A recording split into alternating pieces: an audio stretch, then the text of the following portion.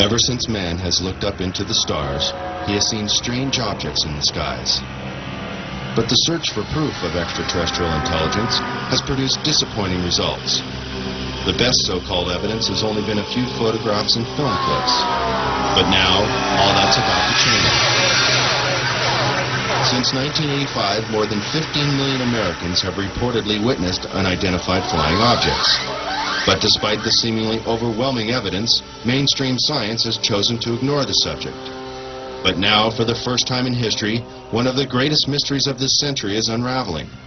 A former government scientist has come forward to discuss the military's classified work on extraterrestrial spacecraft.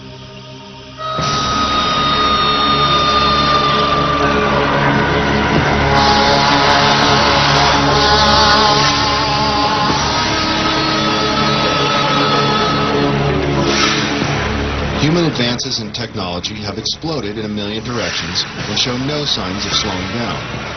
The ever-increasing pace of achievement in the last several decades is unparalleled in human history.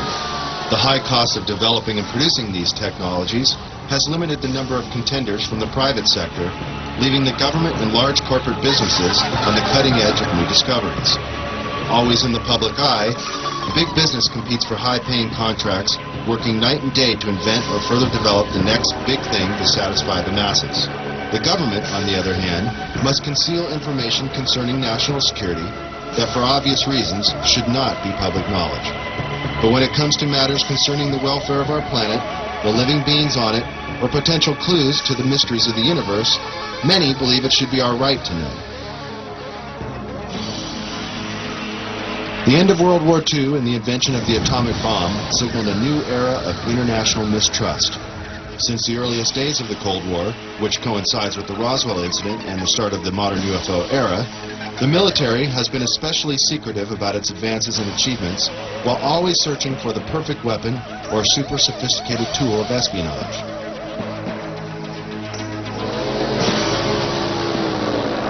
High-tech surveillance equipment around the world, and even in space, has allowed global intelligence to see and be aware of many things that the common civilian cannot even begin to imagine. The military recruits many talented civilians when special expertise is required.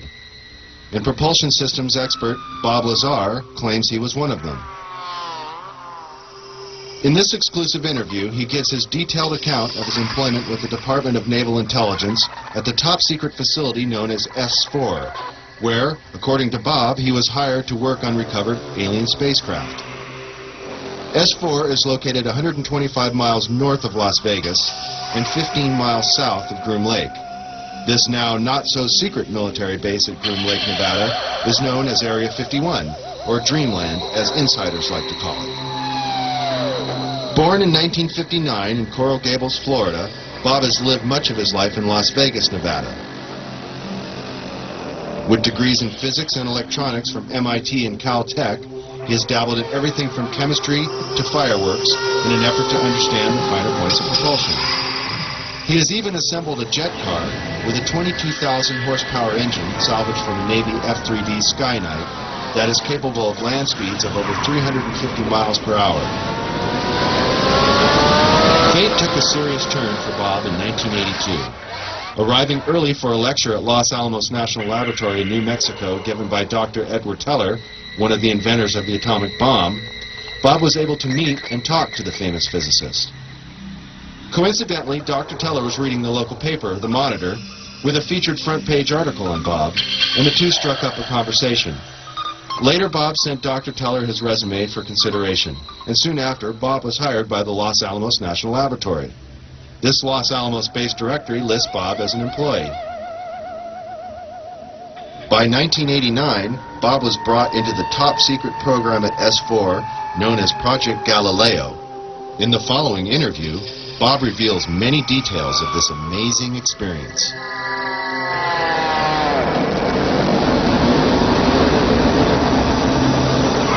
Did you witness any disk technology at Area 51? No, there was absolutely no ET craft, ET technology, anything like that at Area 51. This is why S4 was made specifically to separate it there. People at Area 51 do not have the clearance. How long were you employed at S4 And when were you hired? When was I hired at S4? I guess early '89, and I was probably there only about 6 months or so, on a very infrequent basis. How were you transported to and from work? At the time that I was working there at McCarran International Airport in Las Vegas, there was a Special Projects EG&G building. When I was told to go to work, I drove there, parked my car there, and got in a plane at the airport, flew to Groom Lake, where I deplaned and waited for a bus, and the bus drove me down to S4. The S4 facility is an area just off the Papoose lake bed, dry lake bed, and it consists of 9 hangars. The hangars have sloped doors on them with a sand texture coating. Around the opposite end of the hangars, there's the standard entrance where you're dropped off at, go through a security check, and inside there's a small complex. There's some office space, there's several laboratories, the hangars themselves, of course, and a few other places. I didn't have free rein to go wherever I wanted to. Everywhere I went to, I was essentially escorted, so that was really all about that I saw. Inside the facility, what was the basic layout? Were there underground levels? I don't think there were any underground levels to it, though there could have been. I don't think it was, an extensive underground facility. It just looked like an installation that was butt up against a mountain. And, I didn't see any evidence of any stairs going down, elevators, or, but like I said, I don't know. There could have been, and I just might not have been permitted in those areas. It's difficult to really surmise how long it had been operational. Everything did look fairly new. By that I mean I don't think this installation was there in the early 70s. Nothing was worn. Things looked fairly freshly painted.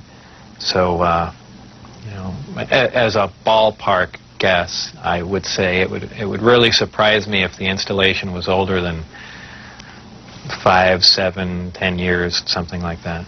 A scientist killed in the project. What exactly happened there? Allegedly, obviously, I didn't see this, and I don't know it to be fact, but this is what I was told, that I was hired to replace one of a couple people that were killed while working on one of the reactors from one of the crafts. Apparently, they, for whatever reason, cut open an operating reactor, and the device exploded, killing both of them. The scientists that were killed there, allegedly the detonation from the explosion was fairly large. It would have rivaled a small tactical nuke. So it was done at the Nevada test site, and it was to be passed off as an unannounced nuclear test. Did you have any direct contact or communication with aliens? No, not at all. Tell us about the briefing files. Under what conditions did you gain access to them? I was put into the briefing room with 121 or 22 briefings, and really was just told to sit and read through them. I think they were there just to mainly educate me on what was going on. They weren't a complete in-depth explanation on everything else, but just essentially a brief synopsis on some of the other projects that were going on there. Supposedly, the information, now this isn't something that I determined, it's something I was told, that the crafts originated from a planet that orbited the Zeta Reticuli star system. Zeta Reticuli 1 and Zeta Reticuli 2 are two stars of a binary star system. The craft allegedly came from there. 1 or 2 autopsy photographs I saw dealt with just a small photograph, a bust shot essentially, just head, shoulders, and chest of an alien where the chest was cut open in T fashion and one single organ was removed. The organ itself in the other picture was cut and vivisectioned, essentially. Showing the different chambers in there. This was totally unrelated to anything I was doing, but from that photograph, it looked like what you see in UFO lore as the typical gray. So how tall it was from what I could see, I couldn't tell because I only saw a portion of the photograph. But if everything else you see is correct, I would imagine it was 3.5 or 4 feet tall. But there again, you know, all I had to see was a photograph, and you know, I didn't have much to go on. What was the incident in 1979 that brought the alien exchange program of information to a halt? Again, this is a story that was relayed to me, and allegedly what happened in '79, there was some sort of information exchange going on where there were actual live aliens at the facility, and at one particular point there was an area where some security personnel went to enter. And apparently, because of not the sidearms, but the bullets in the sidearms, from what I understand, if they would have entered the area, the bullets would have detonated. And supposedly one of the creatures tried to stop the security personnel from entering the area, and a fight ensued. And the bottom line from the altercation was that the security personnel, I don't remember how many were involved, but were all killed, and they died of head wounds, and that's all that I heard of that story. What was your job description at S4? My official job description was a senior staff physicist. I don't know if I actually had that position when I was there, because I was there so infrequently. I wasn't supervising anyone, so that was the official position I was hired under. But whether or not I actually acted in that capacity, I don't know. What was the size of the staff working on Project Galileo? Well, there were 22 people employed there totally. And that was specifically for the Galileo project? No, for the entire project. Oh, I see. There were 22 people with majestic clearance. I had majestic clearance. Majestic clearance was designated as clearance 38 levels above Q clearance, and Q clearance is the civilian top secret clearance. When did you see your first disc? The first disc I saw, I believe it was the second, or I think it was the third time I was up there. Normally the bus pulled around to the opposite end of the facility, which was the main entrance, and that's where we went in. On this particular occasion, it pulled up to one of the hangar doors, which were normally closed, and the last one was open. We came out, and I saw the disc in the hangar. Upon seeing it, it struck me that, well, this explains all the UFO sightings. Not thinking that it was an extraterrestrial craft, that this must have been some advanced form of fighter that we've been working on for years, and, you know, people have just caught it being tested, so on and so forth. And it never even occurred to me, even though I was looking at an extraterrestrial vehicle, that, you know, this wasn't man-made. When did you realize the craft was not of earthly origin? Well, it probably really hit me when I got inside the craft and looked around and began to understand how the craft was operated, and finally grasped the whole project as a whole, as what we were doing, the fact that we weren't building this thing, we were trying to find out how it was made. We were back engineering it.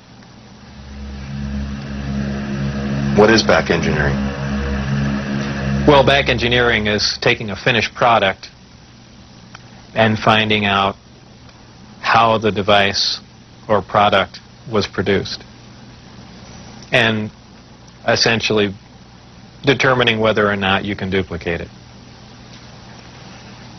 Now, scientists aside, what was your emotional response? What were you thinking were the implications to the world or man in general from these revelations? I really didn't think about implications of that sort. As far as emotionally, people have asserted that, boy, that must have been the most exciting time in your life, and that's not the way it was. When I first got to look inside the craft, all I can say, it's an ominous feeling. You walk in there, and it feels as if you shouldn't be there. I know that sounds kind of corny, but it's a real ominous feeling. It's not an exciting feeling. It brings up a whole lot of questions in your mind. Well, where did this come from? And you know that they won't give you the answers to the whole story, but it's That's the only way I can describe it. It produces a gravity wave, which is similar to the gravity wave that the Earth produces. However, the craft phase shifts the wave. In other words, it turns the wave not really in an opposite polarity, but something to that effect, where it will work against the natural gravity wave of the Earth, and it produces lift in that effect. Is there any internal protection for the crew? Does the craft generate a gravitational field inside the craft itself? Well, the craft generates its own gravitational field. Being inside that field essentially doesn't shield you, but essentially you're in, and this is a terrible way to say it, almost in a different realm, because you're now influenced only by that gravitational field. For instance, people wonder how a craft like this can make a turn at such high speed, a 90-degree turn, when they would imagine people slamming up against the wall or something to that effect. Well, that really wouldn't happen. Inertia would have no effect. You're in a distortion, and don't forget that gravity distorts time and space, so really nothing is going to influence you while you're in there. Describe the gravity amplifiers for us and some of their different operating configurations. There are 3 amplifiers. The craft can operate on a single one, can lift off the ground. The way in which it's propelled are 2 different ways. There's what they call Omicron configuration, where the craft is using one generator, or a Delta configuration, where it's utilizing all 3.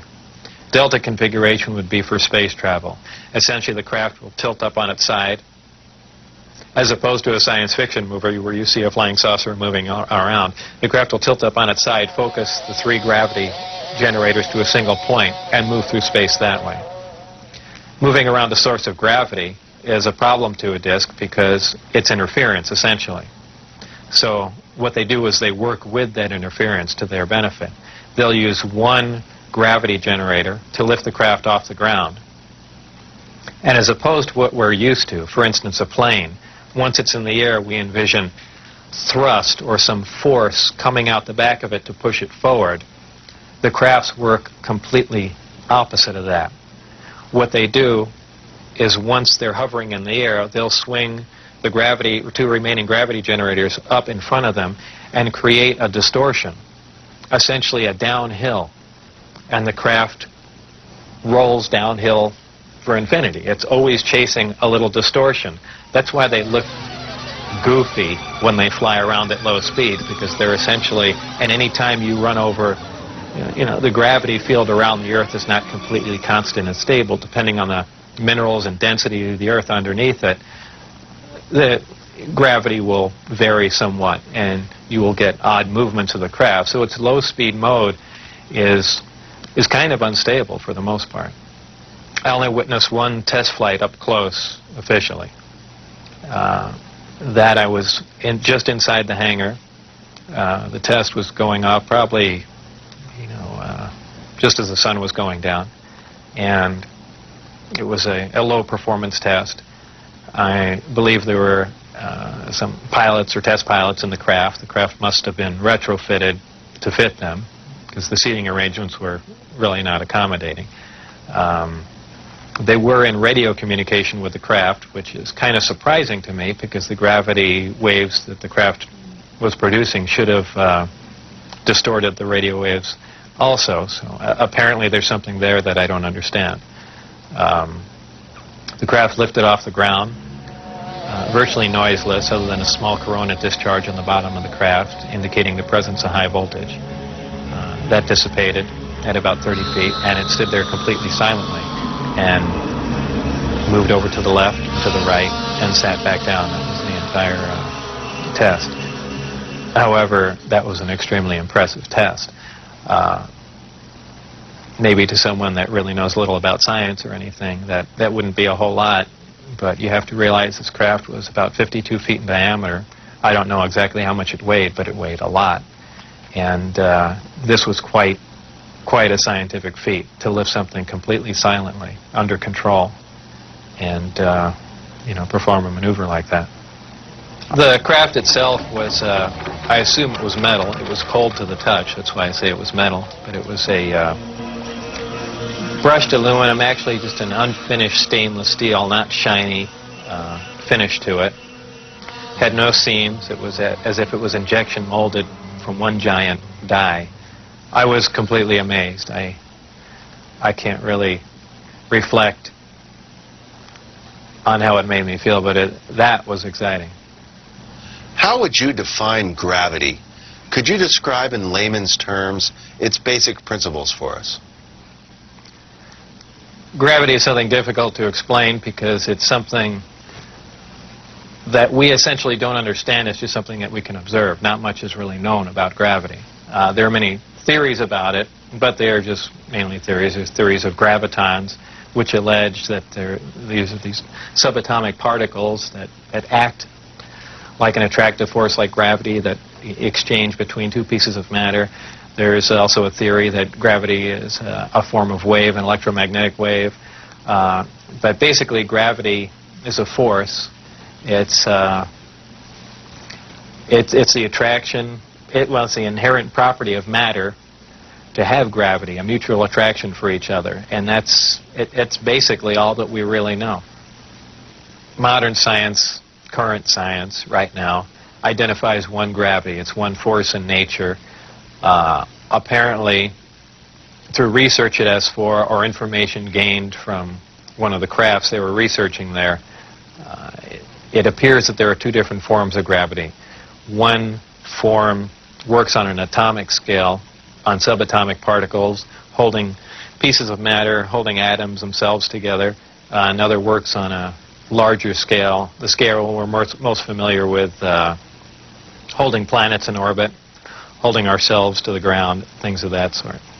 Because it produces a gravitational field, I wouldn't say the craft is invisible during the day. However, if you're under the craft, because of the way the gravity is being used, gravity bends time and space, and it bends light. If you are looking underneath the craft or from certain vantage points, you will actually see what's above the craft. It's really a trick of the way light bends under the influence of gravity. For instance, we can see stars that are behind the sun, that are blocked from our view by the sun. The reason we can see them is because the sun is a tremendous gravitational field, and it's bending the light around it where we can see the star. Space-time and gravity are all essentially interrelated. They all act on one another. Gravity bends space. Gravity also distorts time. When you vary one, you essentially vary the other two. As an example, if you have a massive body, say a planet or something that's making a lot of gravity, producing a lot of gravitational waves, if you will, it distorts space. It bends space to it. It also slows down time. These things aren't theories. We know them to be true. We cannot artificially create this because we can't create gravity. But this is how they're all interrelated. What are some of the inherent problems with traveling at the speed of light? There are several problems traveling at the speed of light. Just a couple of them are the fact that as your speed increases, so does your mass proportionally. In other words, the more energy you put in to go faster begins to slow you down by the fact that it's converted into mass.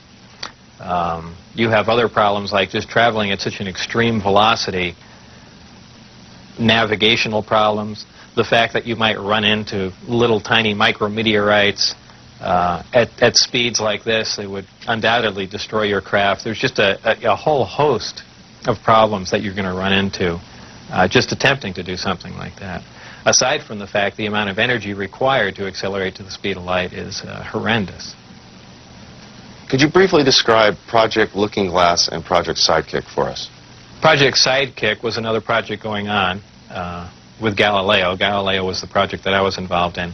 Sidekick dealt with any of the weapon potential of the craft, whether or not the craft had a weapon in it or could it be used as a weapon, but it had something to do with some sort of particle beam configuration where the gravity generator can be used as a lens to focus a weapon of some sort, similar to the SDI device we were working on in the 80s, but with the potential of a focusing device using the gravity generator. And Project Looking Glass? Project Looking Glass dealt with the distortion, the fact that there's a time distortion, essentially looking back in time, and by that I do not mean looking back years ago to see the wagon train days. They're looking for distortions that are milliseconds in time, and what that was used for, I don't know, but that was just observing the time, the time distortion, time dilation phenomena of the craft in operation. What is element 115? Is it found here on Earth, or is it strictly an extraterrestrial material? 115 is strictly an extraterrestrial material. It probably occurs naturally in some other places, maybe other star systems. Some people not familiar with science or chemistry say, well, that's ridiculous, all the elements occur on Earth, you know. But that's not true. There are elements on the periodic chart that aren't found on Earth. I believe the Heavy Ion Research Lab in Darmstadt, Germany, has reached element 112 recently. So 115 isn't that far away. And when they synthesize it, it's not like they're making a couple ounces of it. They're talking about 1 or 2 atoms of it. To make any usable quantity of a heavy element like that is virtually impossible. Element 115 is in the top of the reactor. And the base of the reactor apparently is a small, something similar to a cyclotron. It's a particle accelerator. A particle is accelerated to high speed and then deflected up a small tube, and it's aimed at the 115. This transmutes the 115, similar to the way we do that in a normal particle accelerator. This causes a reaction, a radiation emission that we really haven't seen before. It produces antimatter. This antimatter is guided down a tuned tube and reacts with a gas. When matter and antimatter react, they convert to 100% energy. This energy is converted, heat energy, is converted to electrical power in the reactor itself. This is done through a thermoelectric converter. And this electrical power is used to power other subsystems on the craft, though there is no wiring, you know, as we would know it. Also, that's almost a byproduct of the reactor. The reactor also sets up a gravitational wave from the 115 being bombarded. This gravitational wave was present at the top of the reactor and is essentially guided in the same way microwaves are guided through tuned tubes. And this goes to their amplifying cavities and through the projectors that are in the bottom of the craft. With the gravity generators running, is there thermal radiation danger to the crew? There is no thermal radiation while the reactor is running. The thermionic generator is 100% efficient, which is in violation of the first law of thermodynamics. But in fact, it works. Element 115 is stable. And for those familiar with chemistry, we know that elements with higher atomic numbers have shorter and shorter half-lives.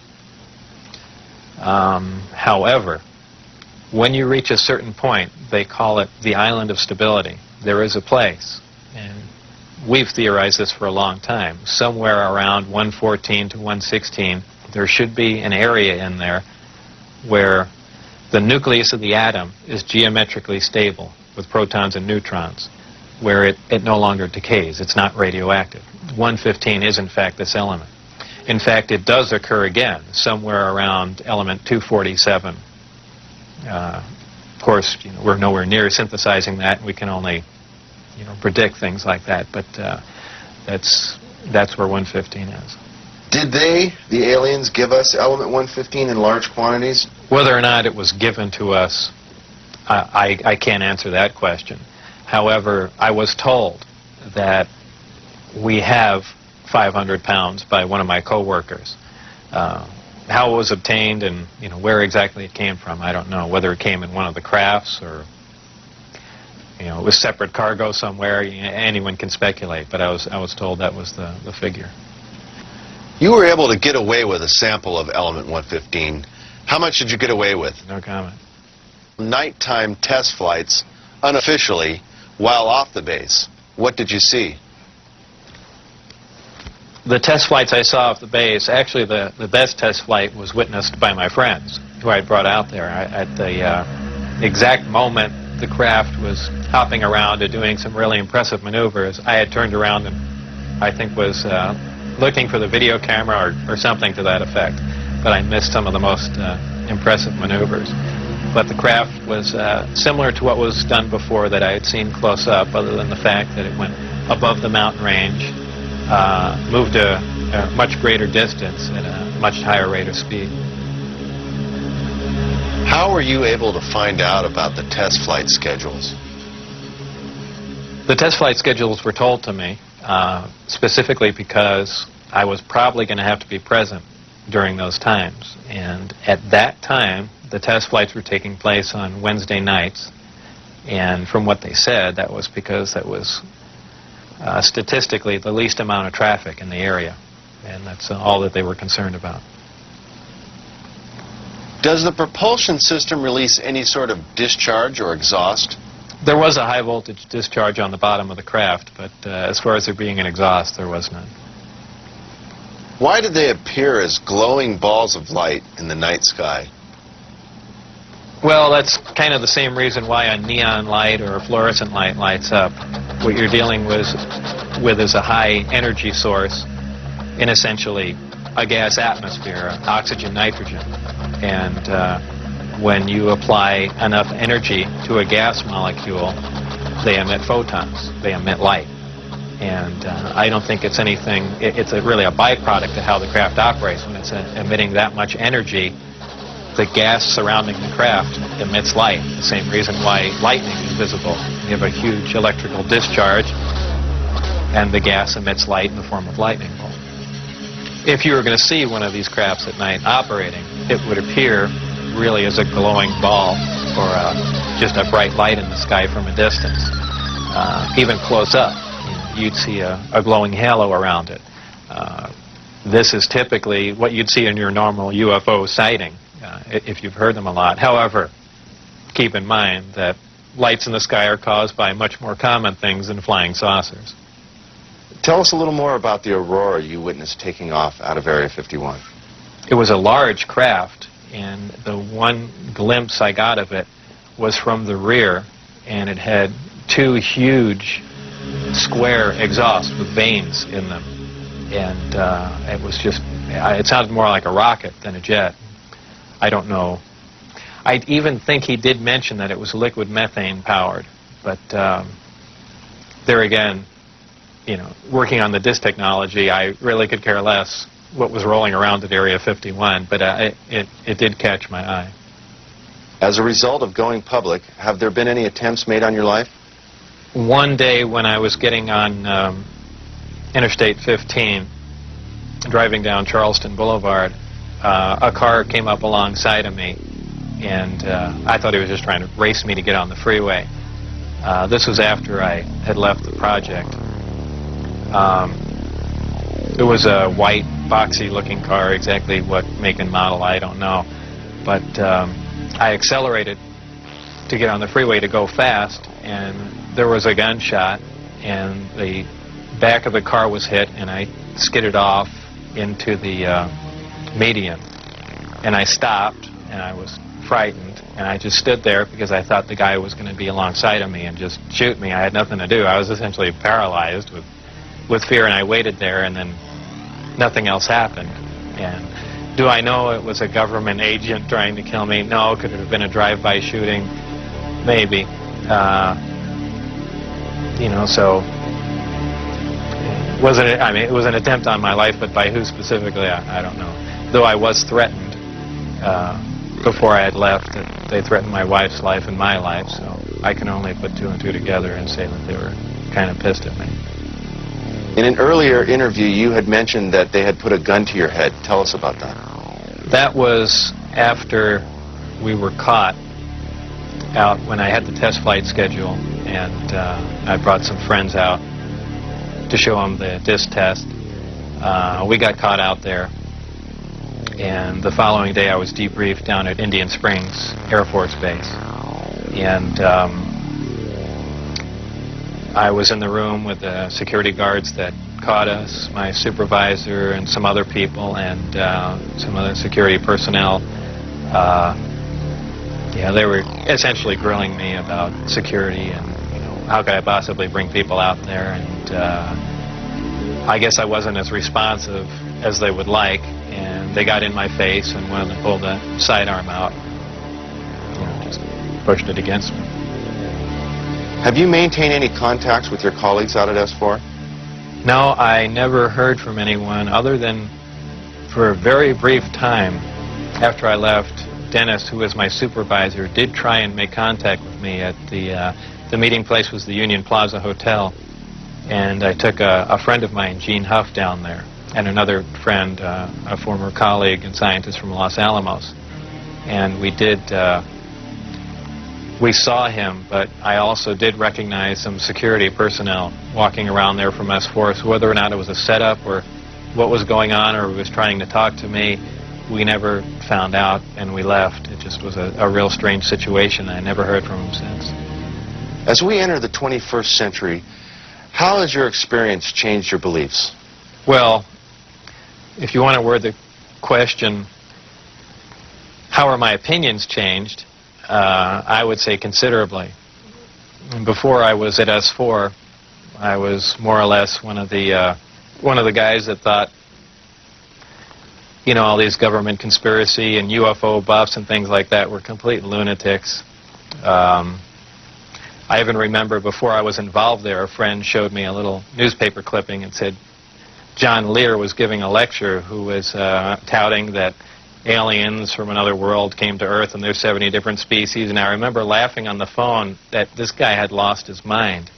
And I was also under the impression that, you know, boy, the government's all for the people, and they, you know, they're out here to protect us and all that. You know, after the experiences I had there, everything is completely turned around. You know, the government is doing everything but looking out for us. I mean, the only thing they're looking out is for themselves. You know, obviously the ET craft do exist. Something had to build them, so there must be aliens. And since there are, and the craft are there must be some sort of factory and an entire civilization somewhere. And if in fact that is true, and it apparently is, then there must be others. Actual crafts and technology from another world. And that's probably the most important event in history. It kind of moved from science fiction into reality, in my mind. And it really just, I guess, opened my eyes. We can duplicate it. If we can understand what a device is or how something operates or what its physical makeup is, that's great. But if we can't duplicate it, it's useless to us. So there's really two phases to the project going on there. It's understanding what we're looking at, and then once we understand it, is can we duplicate it with earthly materials and earthly technology. And, you know, unless we've got a handle on both of them, all that technology is useless to us. And if it turns out we can't do that, all we have is one single prized possession that we have to take care of, and that's it. After all that's been said and done, would you do this over again? What would you do differently? I would probably have played along for a longer time. I would like to have known a little bit more about the technology, and probably kept quiet if I could have, and possibly never have said anything. I almost wish I had done that. You know, it's it's really only caused headaches and problems. But I believe if I was given the opportunity again to go back in time and redo it, I think I pretty much would have just shut up and gone along with the program. I would have much preferred that instead of the Navy or whoever it was that hand-picked a few renegade scientists here and there, that they turn it over to some more qualified people. Obviously, I was not the most qualified person on propulsion or field propulsion or anything of that sort. I was just some guy. I mean, I could have named 10 or 12 other guys that were more qualified than me. But, you know, if they turned it over to the scientific community and not just a couple of guys here in the United States, I mean, you need a large group of people in a large lab to research what's going on there, not a little quiet installation. It's the security itself that prevents them from getting anywhere. I mean, they never do work hand in hand. You can't have a military mind. Science itself must communicate. You have to have a free exchange of ideas. That's how things progress. And when you clamp down on a security system like that, where you work in isolated groups and ideas cannot be exchanged, you don't get anywhere, and that's the problem they have. What does the future hold for Bob Lazar? Well, I'm not really involved in any of that stuff anymore. That's kind of put behind me. I have my own businesses that I work at, some computer graphics, some consultation, other technical jobs, radiation detectors, and a few other things like that. So really, I just go about my life, and that's, you know, something that happened that was fantastic, and it's over, but it's kind of hard to shake it loose. But eventually I will, and that'll be that. I think all the surveillance and everything stopped. I don't think anyone's bothering to monitor me. I've said everything that I know. It's been all over the place, so it's kind of a done deal. As far as whether or not there are any craft out there, I believe, you know, they were out and gone in probably the late '89, early '90, and the only thing people see now out there are either flares or planes coming into land, but that's about it. Did you have an interest in flying saucers or science fiction in general as a child? I was never interested in flying saucers as a child. Science fiction, you know, I watched Star Trek, I guess, with everyone else back then, but for the most part, yeah, I didn't even believe in flying saucers up until I was employed at S4.